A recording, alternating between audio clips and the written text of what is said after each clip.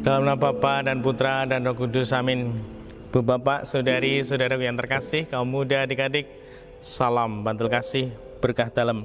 Kembali kita berjumpa dalam Renungan Harian. Hari ini, Sabtu 4 September 2021. Kita akan mengambil dari Injil Lukas, bab 6, ayat 1-5.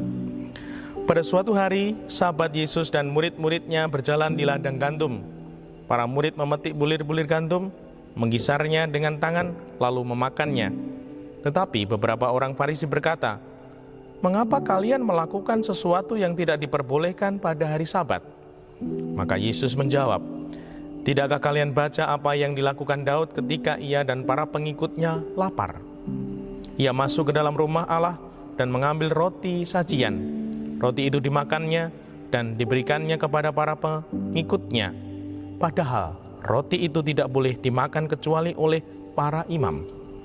Dan Yesus berkata lagi, "Anak manusia adalah Tuhan atas hari Sabat." Demikianlah Injil Tuhan. Terpujilah Kristus.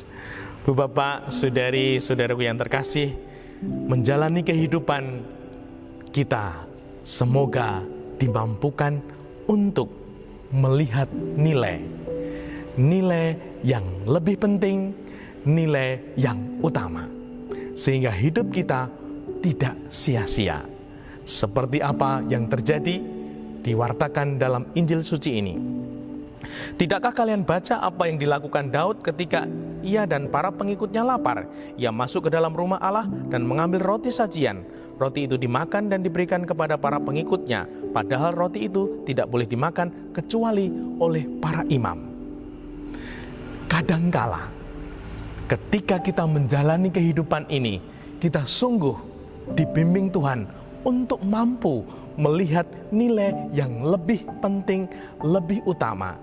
Nah, kemarin dalam super yang kedua, kita juga belajar sungguh untuk mampu melihat sesuatu yang penting dan mendesak. Apa yang dilakukan Daud ini penting dan mendesak. Nah, mari kita belajar dalam hidup kita masing-masing untuk selalu bertanya, yang kulakukan ini penting enggak? Mendesak enggak? Kalau sungguh penting dan mendesak, harus dilakukan. Kalau tidak penting, tidak mendesak, kok dilakukan?